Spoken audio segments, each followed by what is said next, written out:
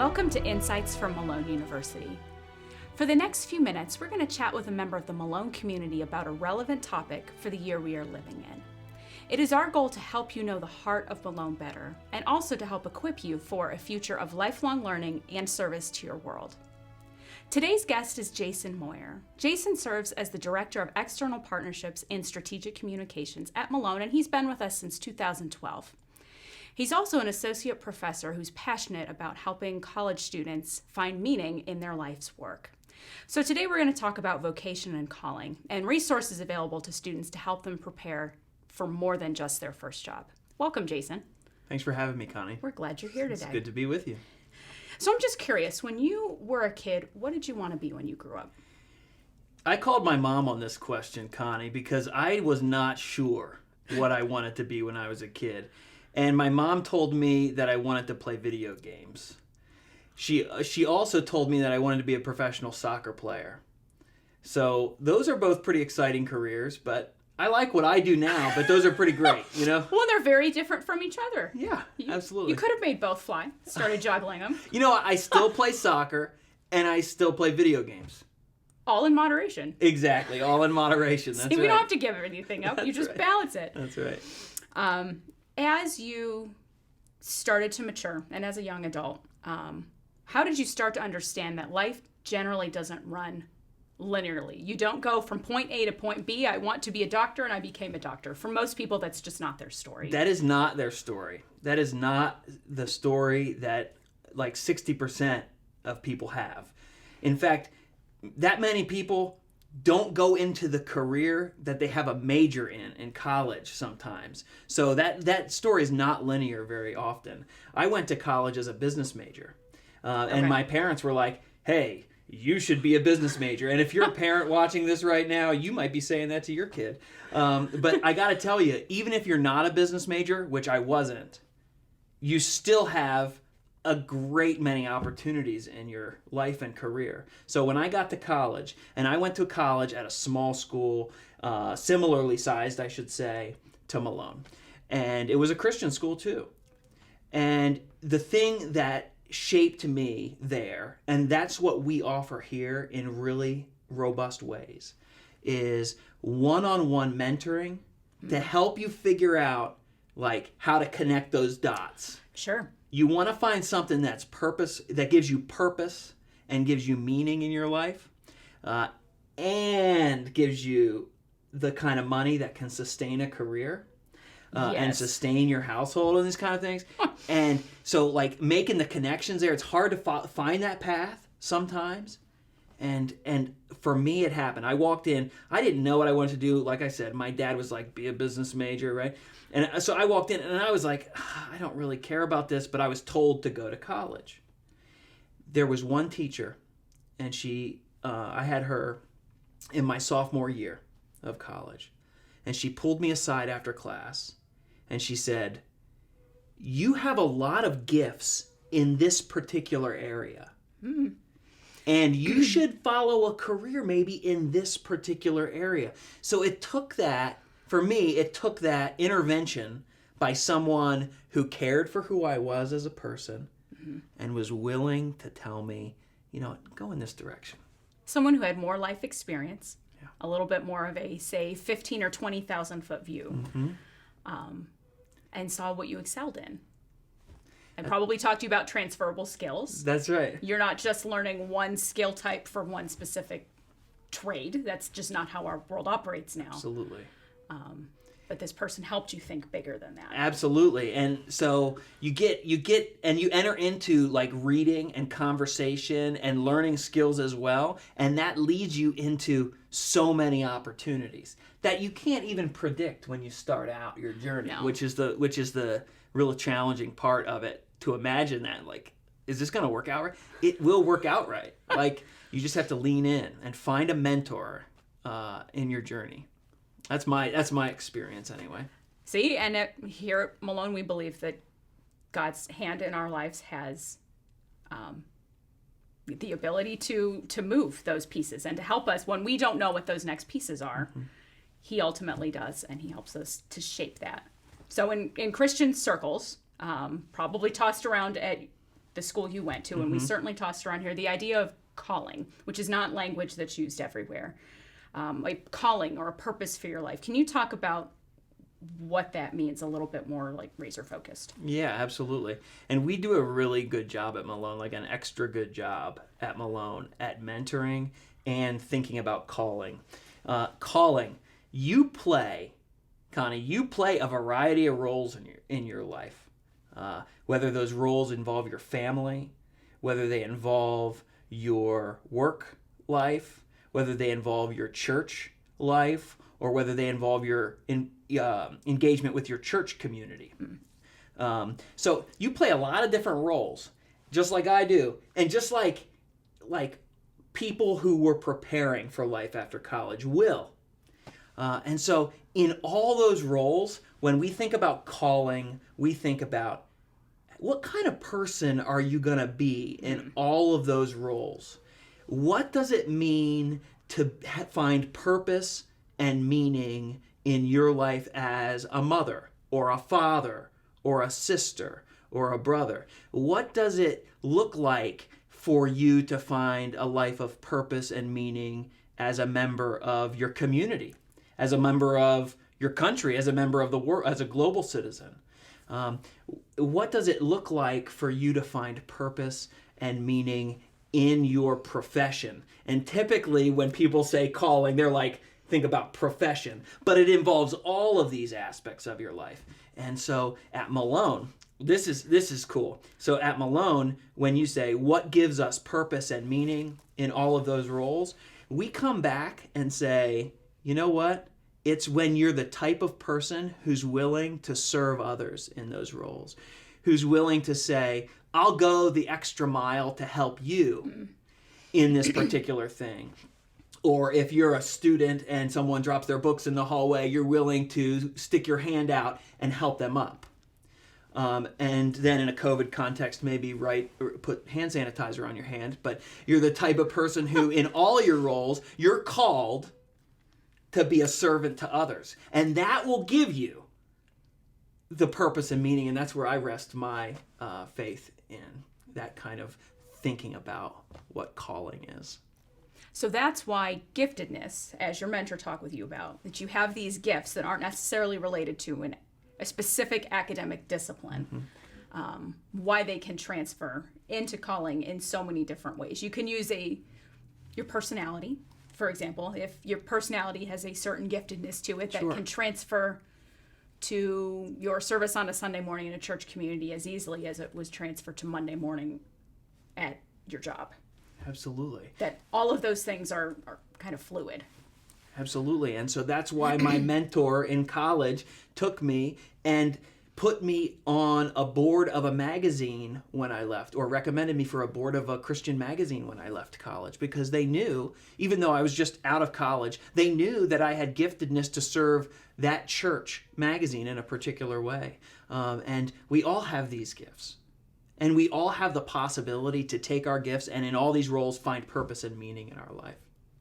So what we really need to do is give a major shout out to this mentor of yours. Yeah, absolutely. Send her flowers. That's right. Send her a card, send her a hug. That's right. Amen. And thank her for the way that now has completely revolutionized the work you do on a daily basis. Absolutely. Let alone how that manifests here at Malone. Well, I appreciate that. It's very kind of you.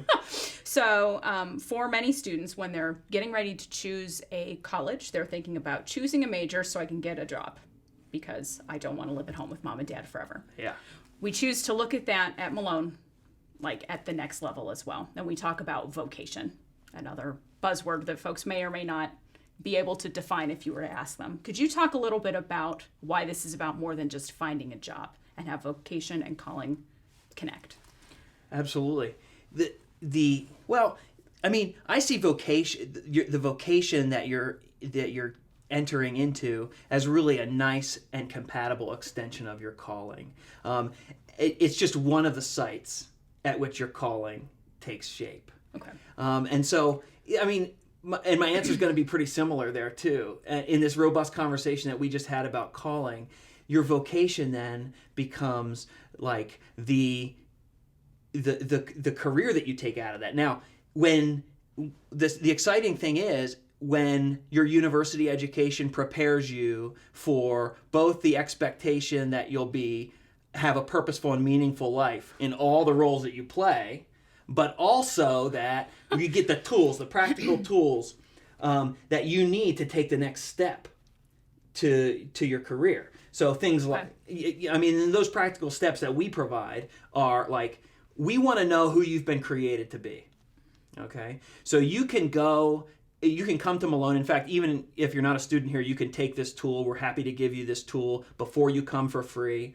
And it's the Pathway U tool. And the Pathway U tool is a program where we ask who you're meant to be by giving you a set of quizzes, 4 quizzes. It takes about 20 minutes.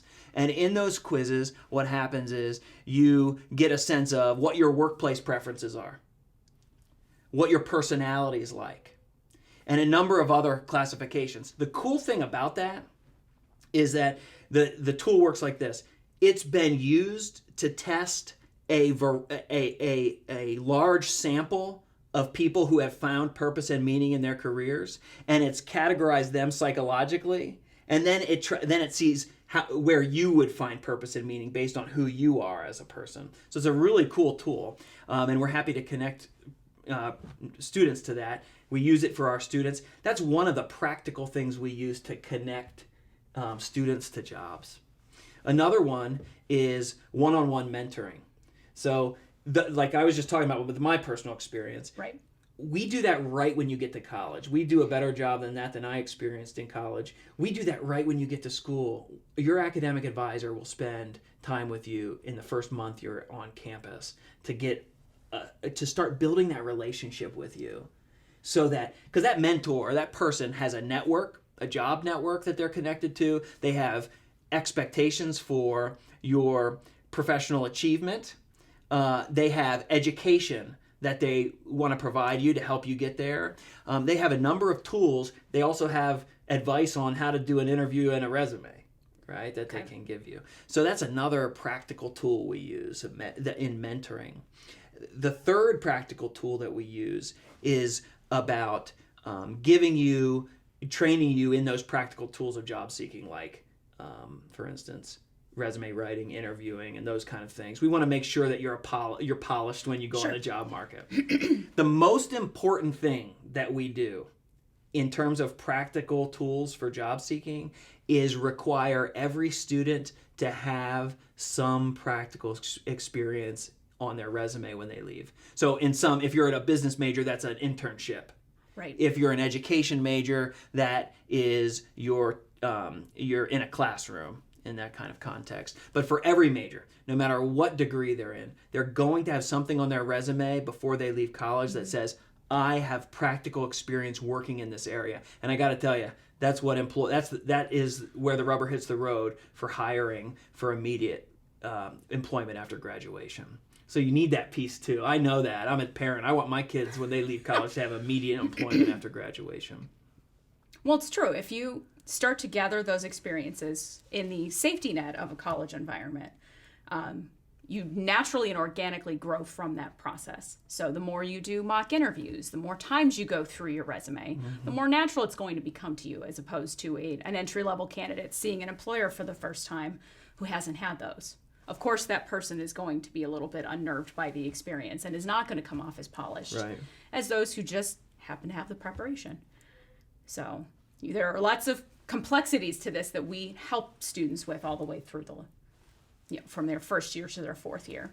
And Malone has done this for a long time, right? This is not new, but this year with the Pendle Hill Pledge, we sort of pulled it all together, if you will. Could you talk a little bit about the formation of the Pendle Hill Pledge, which launched this year? Absolutely. Which is not us creating a new initiative. This is not new for Malone, but refining what we do and pulling the whole campus community into it.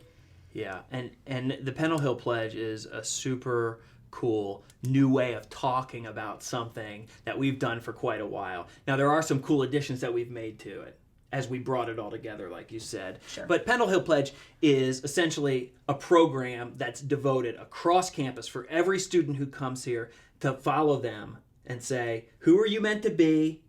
How can I give you the tools to help you to get there? And then how can I help to prepare you for purpose and meaning in your life in the same way we were talking about just a moment ago. So we with the Pendle Hill Pledge,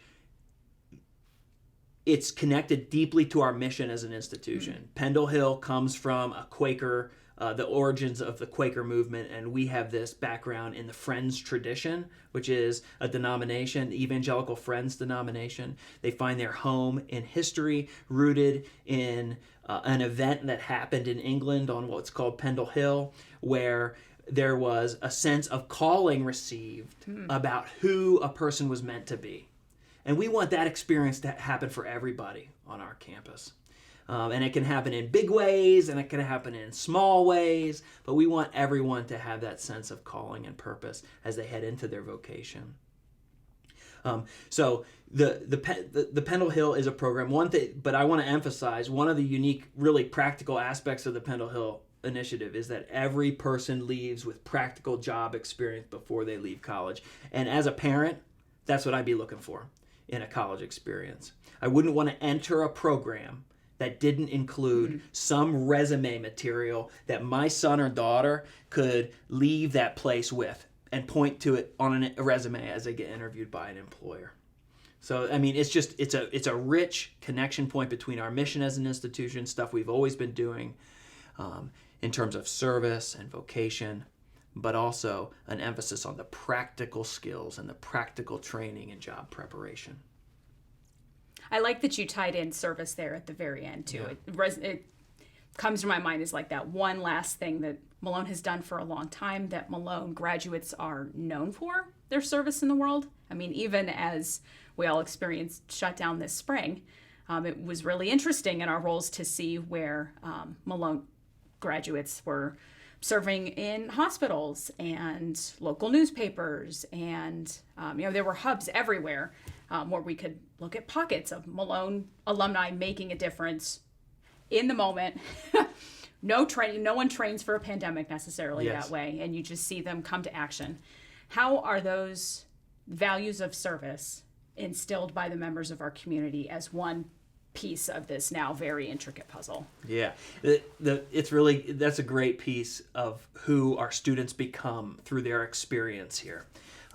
So I have the opportunity to go into the community in my role and to talk about talk about how great our Malone students and graduates are as I seek for those students internships and jobs in the community.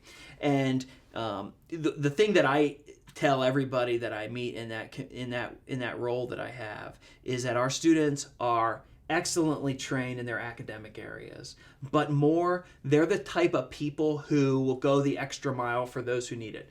It's like, and think about this, what employer doesn't want someone who would go the extra mile for their coworkers? If you have a coworker struggling with a personal issue or a work issue, you want other coworkers around that person to lean in and reach out their hand and help them up. Who doesn't want an employee in their organization who sees a customer as an opportunity for service in that same way?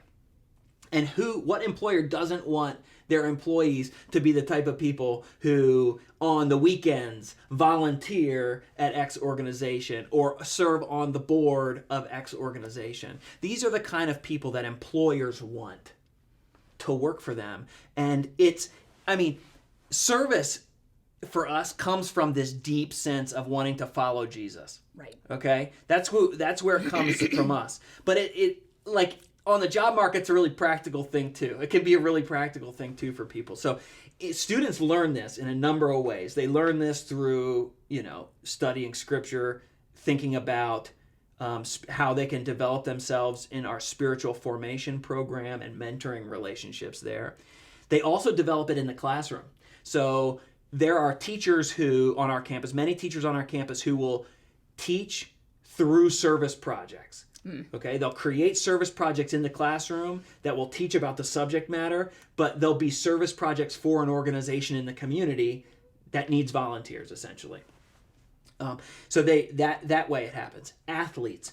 Our athletes are in deep efforts to serve our community right now. And I could talk a ton about that, but I mean, it can happen in the smallest ways. For instance, on the playground at a school that has high playground incidents, just to have students there with these young people on the playground to walk alongside them, it lowers the playground incidents. But I say that to say this: it's not about lowering those playground incidents.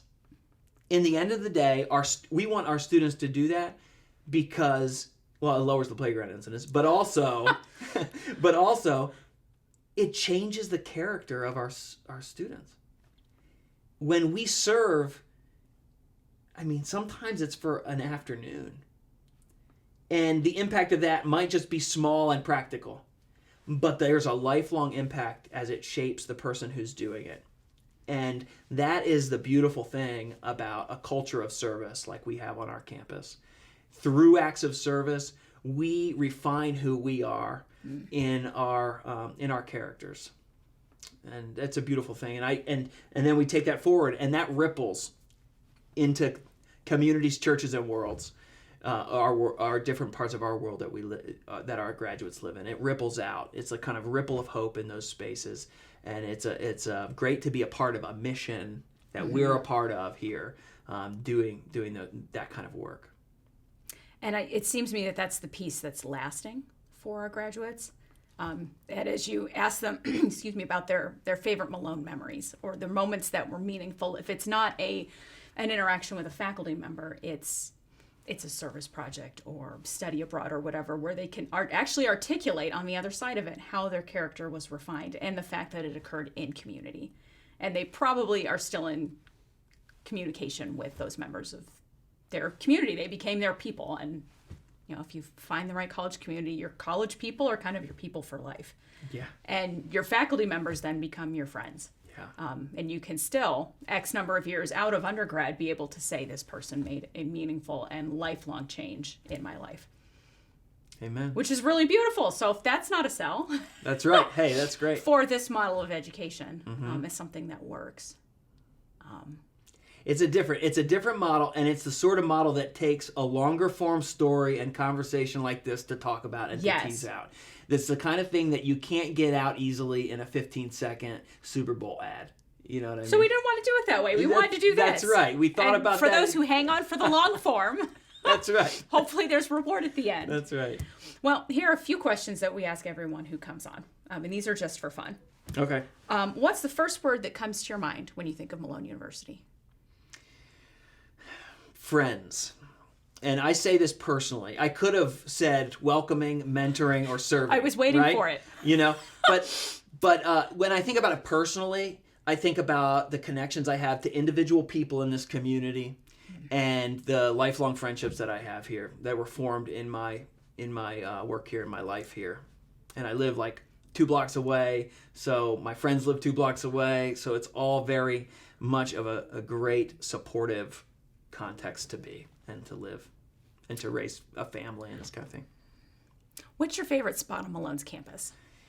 Well, I just moved my office, and I have this window that looks out on a set of walkways, and people can look in my window while I'm working, so it's kind of annoying on the one hand, right?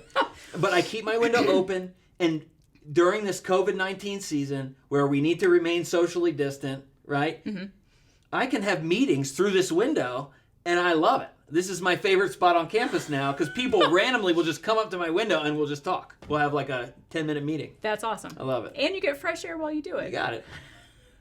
So I've been enjoying people's answers to this question. Mm-hmm. We kind of want to make a scavenger hunt out of all of them when we're done. Right, exactly. There should be some kind of gift card at the end of that. What's your favorite thing to do in Canton?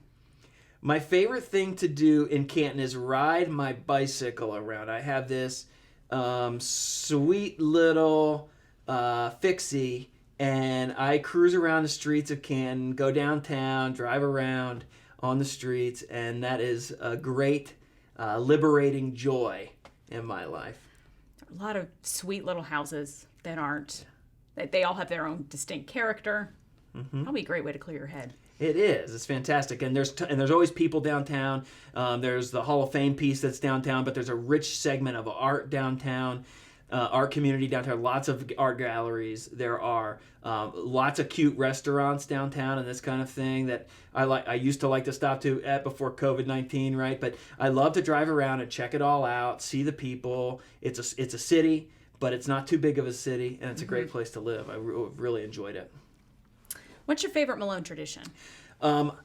Into the Streets is my favorite Malone tradition, which Okay. wasn't done this year because of COVID-19.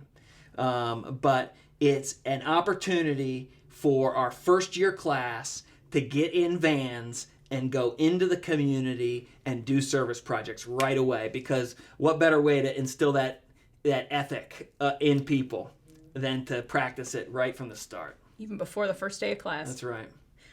If you could describe a Malone student in one sentence, how would you do it? Practical and loving. They're practical and loving people. My students love a hands-on project where they're doing something, not just like filing paper. I'm talking about a hands-on project like taking an idea that I give them and then implementing it in a practical way in service of other people.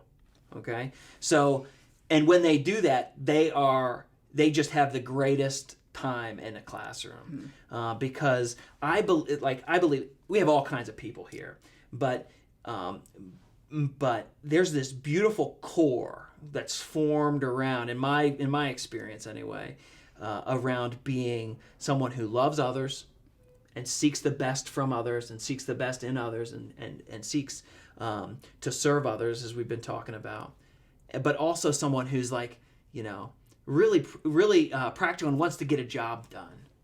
And I've really enjoyed the work of my students and the support they've given to people in the community through my classroom. So Those are our best stories to tell. Yep. If you could share one piece of advice with future college students, what would it be? Okay. Find a mentor. That's what my personal experience says. And that wasn't the only mentor in my life I talked about earlier. There's mentors at all stages of my journey, my life journey so far, and I still seek them out. I seek new mentors out in my life because it's those people who take you from where you are and help you to see where you could be.